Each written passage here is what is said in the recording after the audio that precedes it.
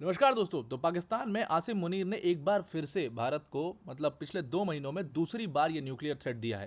अब आपने सुना होगा कि इसने पहले भी ये न्यूक्लियर थ्रेट की बात करी थी और ये भारत को हमेशा से यूएस में जब भी ये जाता है, यूएस का जब भी इसको शरण मिलता है तो ये हमेशा भारत को एक न्यूक्लियर थ्रेट देता है। और सबसे बड़ी आयरनी यह है कि पाकिस्तान इतना रोग नेशन है कि सबसे ज़्यादा टेररिज्म ये फैलाता है। अफगानिस्तान पर अभी इसने अटैक किया, शुरू से ये सब कहते रहे कि भाई हमें अफगानिस्तान के साथ पीस चाहिए। शहबाज शरीफ ने 50 बार बोला होगा पीस चाहिए, पीस चाहिए, हमें बचा लो। कतर से रिक्वेस्ट किया, उनसे रिक्वेस्ट किया और फिर एट द एंड इसने क्या किया, अफगानिस्तान के ऊपर अटैक किया जिसमें 2 अफगानिस्तान के क्रिकेटर्स की डेथ हुई। हमने उसको कवर भी किया अपने चैनल के ऊपर।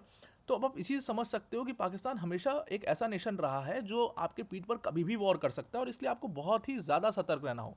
और ख़ास तौर से जब आसिम मुनीर जैसे वहाँ पर फील्ड मार्शल हों जो सीधा सीधा आपको न्यूक्लियर थ्रेट दे रहे हैं और पूरे रीजन को अनस्टेबल करने की कोशिश कर रहे हैं, तो फिर तो आपको बहुत सतर्क रहने की ज़रूरत है यहाँ पर। अब ये बहुत ही ज़्यादा समझने वाली बात है कि आखिर ये न्यूक्लियर थ्रेट इतने खुलेआम दे कैसे पा रहा है। आज तक हमने देखा था पिछले 2 महीने में इसने 2 बार न्यूक्लियर थ्रेट दे दिया। इससे पहले भी तो ये फील्ड मार्शल था, इससे पहले ये आर्मी चीफ था, तब भी इसने ऐसे न्यूक्लियर थ्रेट्स नहीं दिए थे। शहबाज शरीफ तो पहले भी प्राइम मिनिस्टर था, तब भी ऐसा न्यूक्लियर थ्रेट नहीं आए थे। इनकी तो मतलब घिग्गी बंदी रहती थी तो हालत ख़राब रहती थी इनकी। हमेशा ये मतलब माफ़ी मांगते रहते थे, लोन मांगते रहते थे सबसे घूम घूम के। अब इतनी ताकत इनके पास आ कहाँ से रही है, तो इसका सीधा सा कारण है यूएसए। अब यूएसए जो है वो पूरी तरीके से चाहता है कि ये रीजन अनस्टेबल रहे और उसका पूरा प्रूफ आपको आज इस वीडियो के अंदर में मिलेगा। तो डिटेल में इसको डिस्कस करते हैं कि इसके न्यूक्लियर थ्रेट का एक्चुअल मतलब क्या है, उसको ताकत कहाँ से मिल रही है। पर वीडियो में आगे जाने से पहले एक बड़ी अनाउंसमेंट है अनअकैडमी टीम की तरफ से कि दिवाली के अवसर पर अनअकैडमी ने आपको बहुत बड़ा ऑफर दे दिया है। अब 17,999 के बहुत छोटे से प्राइस में आपको पूरा यूपीएससी सीएससी का सब्सक्रिप्शन फीस मिल रहा है। पूरा यूपीएससी सीएससी का सब्सक्रिप्शन आपको प्रोवाइडेड होगा, उसमें सब कुछ कवर होगा, पूरा syllabus, GS, CSAT, test series सब कुछ वहाँ पर कवर होगा। सबसे बड़ी बात इसकी ये है कि निश्चय 2026 यूपीएससी मेंस का कोर्स जो है जिसकी क्वालिटी बहुत ही ज़बरदस्त है वो फ्री ऑफ कॉस्ट आपको मिल रहा है, जिसकी खुद की प्राइस 10,000 रुपये है। इसमें अनअकैडमी के टॉप एजुकेटर्स जैसे मृणाल सर, प्रतीक सर, सुदर्शन सर जैसे एजुकेटर्स आपको यहाँ पर पढ़ा रहे होंगे। ध्यान में रखिएगा ये जो ऑफर है ये आज खत्म होने वाला है। आज इसका लास्ट दिन है, छोटी दिवाली है, आज लास्ट दिन है, ये ऑफर खत्म हो जाएगा। तो आज ही आप इस ऑफर को ज़रूर से अवेल कर लिए। डिस्क्रिप्शन में हमने इसकी लिंक दे दी है, उस लिंक पर क्लिक करके आप इस ऑफर को अवेल कर सकते हैं। ध्यान में रखिएगा 19 तारीख आखिरी दिन है इसकी। इसके बाद ये ऑफर कभी रीइंस्टेट नहीं होगा और इतने कम प्राइसेस में नहीं आएगा। Now coming back to the topic. तो आसिम मुनीर ने यहाँ पर भारत को एक बार फिर से न्यूक्लियर थ्रेट दे दिया है और इसमें इसने कहा है कि मतलब सीधा सीधी बात इसने ये कही है कि भाई जो भी कंट्री है, मतलब इसने भारत का उसमें नाम भी लिया कि भारत अगर कोई भी एक छोटा छोटा सा इनिशिएट होता है, कुछ भी होता है, कोई भी दिक्कत होती है, कोई भी हॉस्टिलिटी होती है, तो सीधा सीधा यहाँ पर वॉर नहीं होगा बल्कि न्यूक्लियर वॉर होगा। मतलब न्यूक्लियराइज्ड इन्वायरमेंट में वॉर की कोई जगह नहीं है, सीधा यहाँ पर न्यूक्लियर वॉर होगा। आपको ध्यान में आ रहा होगा कि इसने कुछ दिनों पहले, अभी मतलब कुछ महीनों पहले, अगस्त के टाइम पर जब ये यूएस गया था, वहाँ पर यूएस में बैठ करके इसने ये बात कही थी कि हम जब अगर हम गिरे तो हम पूरी दुनिया को लेकर के, मतलब हम आधी दुनिया को लेकर के गिरेंगे। इस तरीके की बात आसिम मुनीर हमेशा से करते आया। आपको ध्यान में होगा कि ऐसे प्रोवोकेटिव स्टेटमेंट्स ये शुरू से ही देते आया है। और जब से मतलब डोनाल्ड ट्रंप पावर में आए हैं और जब से डोनाल्ड ट्रंप का वरदहस्त इसको हासिल हुआ है, ये पागल हो चुका है। मतलब ये खुलेआम ये फेक नैरेटिव जो है अपने लोगों को ये बेचते हैं, ये दिखाने की कोशिश करते हैं कि पाकिस्तान जो है एक बहुत ही पफ्ड अप, बहुत ही पावरफुल नेशन है, पाकिस्तान कुछ भी कर सकता है, पाकिस्तान किसी को भी धमकी दे सकता है। मतलब आप सोचिए कि न्यूक्लियर धमकी एक खुलेआम दे रहा है और उसके बाद यूएस और पाकिस्तान मिल करके बैठ करके बोलते हैं कि भारत ने अग्रेशन किया, भारत अग्रेसर है, और दुनिया भर की बातें भारत के खिलाफ बोली, दुनिया भर की बातें अफगानिस्तान के खिलाफ भी बोली गई। मतलब इनको शर्म नहीं है कि अभी इनको भारत ने ऑपरेशन सिंदूर में पीटा, फिर अफगानिस्तान ने बुरी तरीके से इनको पीटा, फिर इन्होंने पीठ पीछे अफगानिस्तान के ऊपर अटैक कर दिया। अब देखिए क्या है कि एक्चुअल में ये वहीं पर ये अपनी स्पीच दे रहा था जहाँ पर इसने पहले भी दी थी। पाकिस्तान मिलिट्री एकेडमी, आपको ध्यान में होगा, ये एबटाबाद में है पाकिस्तान मिलिट्री एकेडमी। ये वही मिलिट्री एकेडमी है जिसके बहुत क्लोज, मतलब बहुत क्लोज एक कंपाउंड में ओसामा बिन लादेन को यूएस ने छुपे हुए पाया था और उसको वहीं पर घुस करके एलिमिनेट कर दिया था। तो यूएस ने वहाँ पर ओसामा बिन लादेन को मारा था, एकदम ठीक उसी के पास पाकिस्तान मिलिट्री एकेडमी है और वहीं पर ये इतना प्रोवोकेटिव स्पीच अपना दे रहा था। और इसमें उसने सीधी तौर पर भारत का नाम भी लिया कि भाई भारत और पाकिस्तान के बीच में इशूज़ हैं, क्लियर इशूज़ हैं, अब भारत ने अगर कुछ भी किया तो हम सीधा सीधा, इसने खुलेआम न्यूक्लियर थ्रेट यहाँ पर भारत को दिया है। इसने, अब सोचिए इसने एक्चुअल में कहा क्या है कि अगर थोड़ा भी माइनर प्रोवोकेशन भी होता है तो भी हम न्यूक्लियर वॉर की तरफ जाएंगे। इसने ये भी कहा है कि उसके कैटास्ट्रॉफिक कॉन्सिक्वेंस झेलने पड़ेंगे सिर्फ भारत को नहीं। अब आप ध्यान में रखिएगा, ये सिर्फ भारत की बात यहाँ पर नहीं कर रहा है, बल्कि इंटायर रीजन की बात कर रहा है। And here is the take, मैंने आपको बोला था कि यूएस जो है वो पाकिस्तान को पूरी तरीके से इसी चीज़ के लिए यूज़ करेगा कि आप किसी भी तरीके से एशिया रीजन को अनस्टेबल कर दो। और वही कोशिश यहाँ पर चल रही है कि एशिया को कैसे भी अनस्टेबल किया जाए। एक्चुअल में क्या है कि एशिया में जो पॉपुलेशन है वर्ल्ड की, दो सबसे बड़ी पॉपुलेशंस रहती हैं, एक चाइना एक भारत। दोनों एक बहुत बड़े, बहुत ही मतलब ज़बरदस्त मार्केट्स हैं। अगर किसी भी कंट्री को बहुत अच्छे से फ्लरिश होना है, फुल फ्लेजेड होना है, अगर वो इंडिया के मार्केट और चाइना के मार्केट पर अपना वर्चस्व बना लेते हैं तो वो कंट्री बहुत आराम से चल सकती है। और आज की डेट में ये कंट्रीज़ ऐसी कंट्रीज़ हैं, अगर हम most of the Asian countries को ले लें, जो नया ग्रुप बन रहा है, इन कंट्रीज़ ने खुद को सेल्फ डिपेंडेंट भी बना लिया है। तो अब बहुत ज़्यादा इनको यूएस की ज़रूरत भी नहीं है। चाइना ने तो पूरी तरीके से यूएस को टेक्नोलॉजिकल वॉरफेयर में तो पूरी तरीके से उसने एकदम मात दे रखी है। अब चाइना के जितने भी प्रोजेक्ट्स हैं, यूएस उनको किसी भी तरीके से उसमें एंटर करना चाहता है।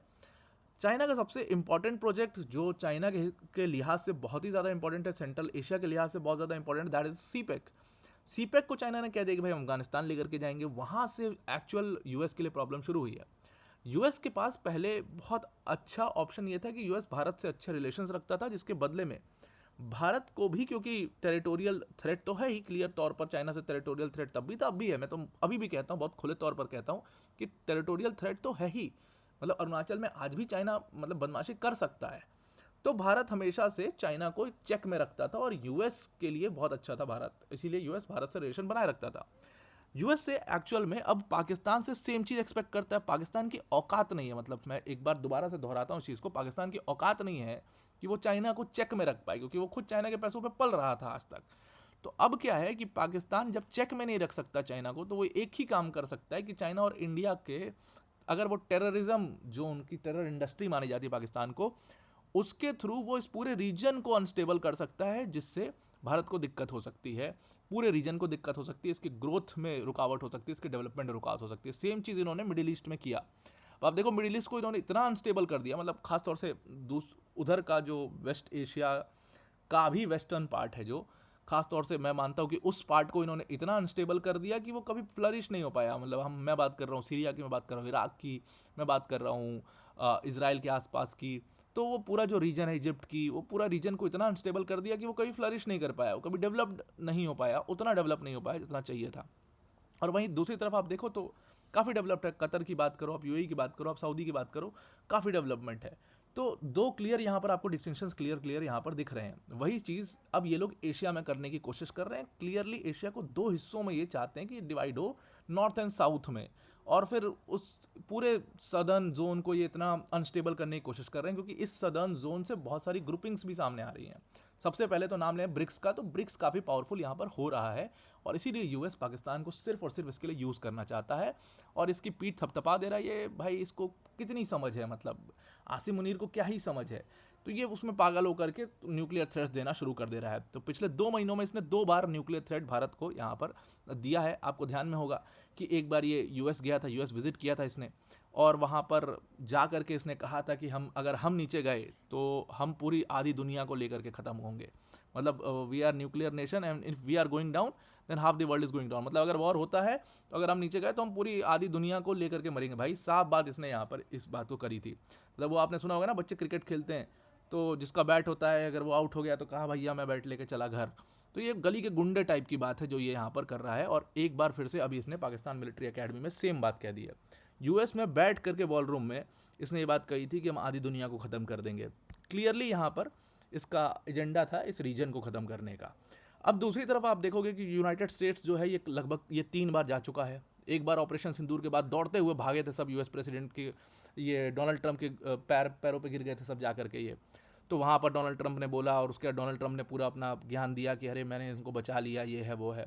उसके बाद ये अगस्त में गया जब वहाँ पर यूएस सेंट्रल कमांड के कमांडर का जो रिटायरमेंट था उसमें, और उसी में इसने न्यूक्लियर थ्रेट दिया था, भारत को धमकी दी थी। उसके बाद ये अभी recently United nation general assembly का जो सेशन था उसके लिए गया था। वहाँ पर ये शहबाज शरीफ भी था, आसिम मुनीर भी था, और ये डोनाल्ड ट्रंप के दम चरणों में गिर गए। उसको बोला ये तो नोबेल प्राइज़ के हकदार हैं, इनको नोबेल पीस प्राइज़ मिलना चाहिए, और दुनिया भर की इन्होंने इतनी वॉर रुकवा दी, इतना सब कुछ ज्ञान इसने दिया था। और इसने पिछले 2 महीने में 2 बार ये न्यूक्लियर थ्रेट दिया, सिर्फ़ और सिर्फ़ इसकी मदद से, सिर्फ़ और सिर्फ़ यूएस की मदद से। अब आपको ध्यान में होगा कि इसके बयान को इतना हम डिस्कस क्यों कर रहे हैं? आप कहोगे यार ये तो बड़ा इर्रेलेवेंट आदमी है, मतलब ये क्या ही इंपॉर्टेंस रखता है, इसको क्यों डिस्कस कर रहे हैं अपन इतना? डिस्कस करने का सिंपल सा कारण ये है, इस आदमी ने ऑपरेशन सिंदूर के पहले, जस्ट आपको याद होगा, पहलगाम टेरर अटैक के जस्ट पहले इसने एक पूरी तरीके से इसने कश्मीर के ऊपर एक भाषण दिया था, और उस भाषण में इसने कश्मीर को बहुत ही अभिन्न अंग बताया था पाकिस्तान का। और इसने कश्मीर को अभिन्न अंग बताया था कि सबसे इंपॉर्टेंट वेन है ये पाकिस्तान की और दुनिया भर की चीज़ें। भड़काऊ भाषण इसने दिए थे। और उसके बाद उसने रिलीजियस डिस्टिंक्शन किया था कि हमारा रिलीजन इस्लाम जो है वो बहुत डिफरेंट है, भारत में अलग कस्टम है, अलग ट्रेडिशंस हैं, अलग थॉट्स हैं, अलग एम्बिशंस हैं, ये सब दिया था। इसने एक इतनी वैमनस्यता पैदा कर दी, और उसके जस्ट बाद हमने देखा कि पहलगाम टेरर अटैक हुआ। तो कहीं ना कहीं हमें ये तो मानना पड़ेगा कि इसके बयान की वजह से एक शक्ति मिली, एक ताकत मिली उन टेरर ग्रुप्स को जो भारत के खिलाफ कुछ प्लान कर रहे थे। और यहीं से फिर प्रॉब्लम्स जो हैं वो एक्चुअल में शुरू होती हैं। जब आप खुद ही एक तरीके से पूरा उनको सपोर्ट दे रहे हो, तो वो पहलगाम टेरर अटैक जैसी घटनाएं करते हैं।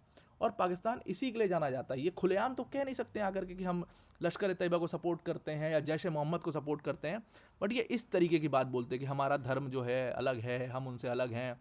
और इसने साफ बात ये कही है, उस समय कही थी, कि हम इंडिया और पाकिस्तान कभी एक नहीं हो सकते, इंडिया और पाकिस्तान कभी एक मिल के नहीं रह सकते, दोनों देश बहुत अलग हैं, दोनों के जो पूरा बेस है वो भी बहुत अलग है। और इसीलिए टेररिस्ट ग्रुप्स को एक सेफ हेवन दिखता है पाकिस्तान, क्योंकि उनका फील्ड मार्शल ही जब खुले तौर पर ये बात कह रहा है कि भाई हम इस्लाम की मदद करेंगे, हम हमेशा मदद करेंगे, और जब मदद करने की बारी आई तो इसने पैलेस्टीनियंस के सपोर्ट में जो मार्च निकाला गया था पाकिस्तान में, उसके ऊपर ओपन फायर करवा दिया। तो इनका कोई दीन धर्म नहीं है, कि सिर्फ अपने लोगों को एक फेक नैरेटिव बेच रहा है। ये बात पाकिस्तान की आवाम को समझना चाहिए, और भारत को इसका पुरजोर दबाव देना चाहिए। जो ये न्यूक्लियर थ्रेट्स दिए जा रहा है, इसका हमें इसको एक तो इंटरनेशनली काफ़ी इंटरनेशनल पेडेस्टल पर भी लेके जाना चाहिए, और भारत को कहीं ना कहीं इसको एक बढ़िया मुंहतोड़ जवाब भी यहाँ पर देना चाहिए। तो अब आपको पूरा ये आर्टिकल समझ में आ गया होगा। आज के लिए इतना ही। Thank you and have a nice day.